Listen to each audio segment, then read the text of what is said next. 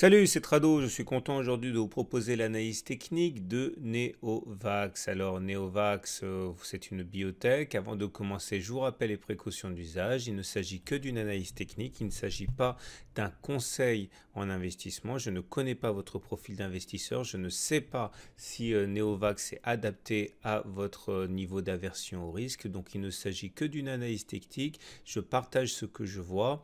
C'est donné à titre pédagogique, informatif, mais ça ne suffit pas en tant que tel à prendre une position.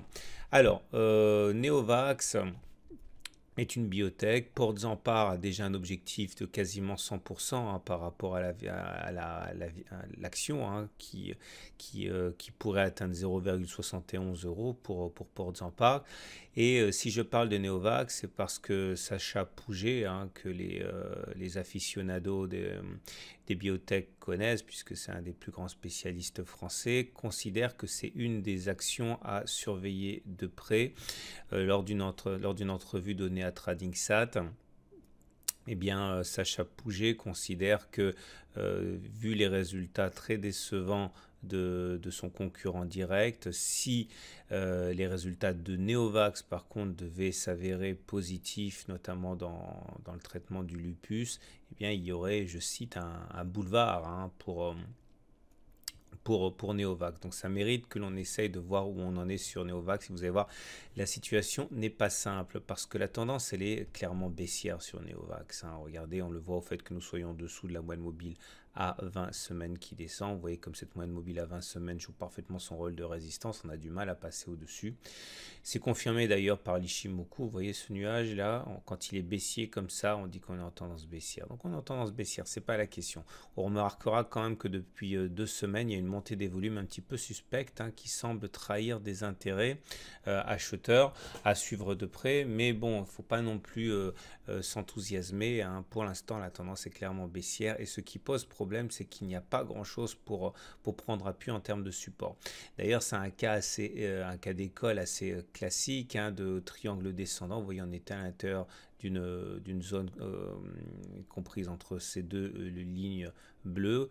Ça se cache traditionnellement, c'est-à-dire de manière probabiliste par le bas, et c'est exactement ce qui s'est passé. Nous sommes en train justement de souffrir depuis que la cassure s'est faite. Alors, si maintenant on décide d'acheter du Neovax parce qu'on est convaincu par les arguments des spécialistes et qu'on veut se donner une chance, eh bien, voilà ce que j'ai. Tout d'abord, vous voyez, on est dans un canal bleu qui descend comme ça, qui nous guide. Il faudrait évidemment le casser pour espérer quoi que ce soit de positif. Alors, avant d'aller plus loin, il faut que j'explique ce que c'est qu'une résistance et un support. Si vous découvrez l'analyse technique, une résistance, c'est une zone qui nous bloque, qui nous empêche d'aller plus haut. Par exemple, la zone des 0,62, 0,66, c'est une zone de résistance, comme la zone 58, 59, comme la zone ici des 55, ou encore la zone ici qui arrive à 0,43, 0,46. J'ai mal tracé le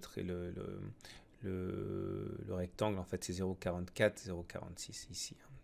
Et une zone de support, c'est l'inverse. Une zone de support, c'est une zone qui nous empêche de baisser, comme les 0,35, 0,36, on voit que le rebond a été massif. Attention, entre-temps, j'ai changé d'unité, je suis passé en données journalières, c'est-à-dire qu'une bougie maintenant par journée de cotation et pas une bougie par semaine de cotation, comme c'était le cas, vous voyez, hebdo, journalier. Donc là, si vous voulez investir dans Neovax en application de la méthode d'accumulation rationnelle que vous pouvez vous procurer sur le site, il faut d'abord comprendre que l'on n'achète jamais d'une seule traite. Il faut impérativement diviser la mise en plusieurs paquets, plusieurs lots. Si vous n'en avez pas du tout, vous pouvez éventuellement en acheter maintenant pour être sûr de ne pas louper une éventuelle fusée.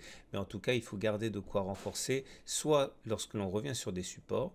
Par exemple, si on revient sur 0,35, 0,36, eh bien là, c'est un endroit où on peut renforcer, puisque statistiquement, historiquement, c'est une zone à partir de laquelle on n'est pas allé plus bas.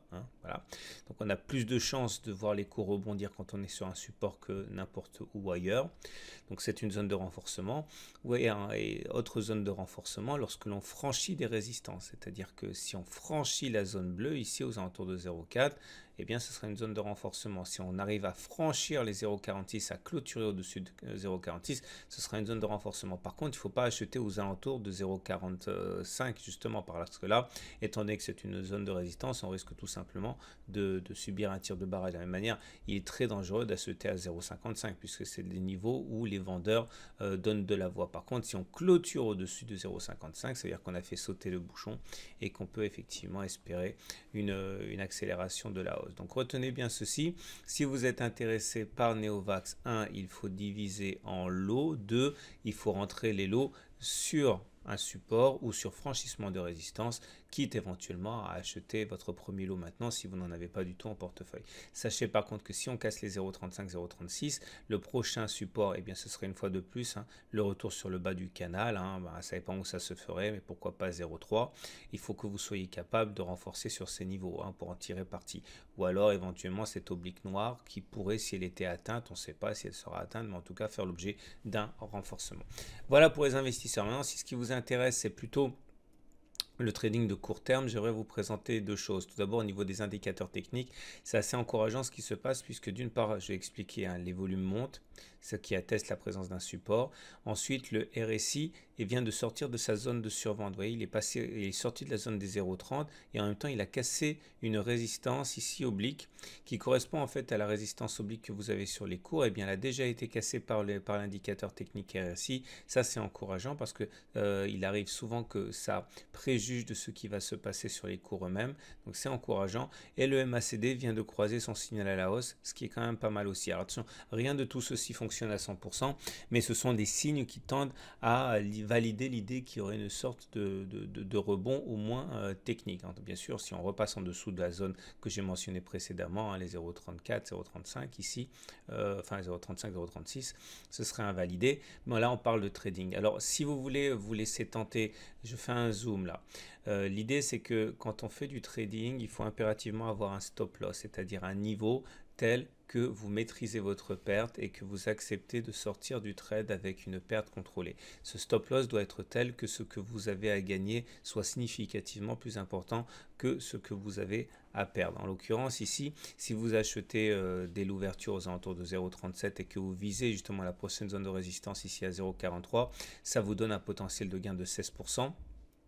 Avec la possibilité de mettre un stop loss en cas de retour en dessous de la zone de support, il ne faudrait pas insister parce qu'on risque d'avoir une accélération baissière, une perte de 7,5%. C'est intéressant puisqu'on a 2 fois plus à gagner qu'à perdre, 16% de gain, 7,7% de perte. Bon, ça reste un trade intéressant. Maintenant, ça serait peut-être encore plus intéressant d'attendre que l'on se rapproche pour acheter des 0,35, 0,36 parce que là, ça vous donnera un potentiel de gain de 21% pour un risque de perte même à 5%.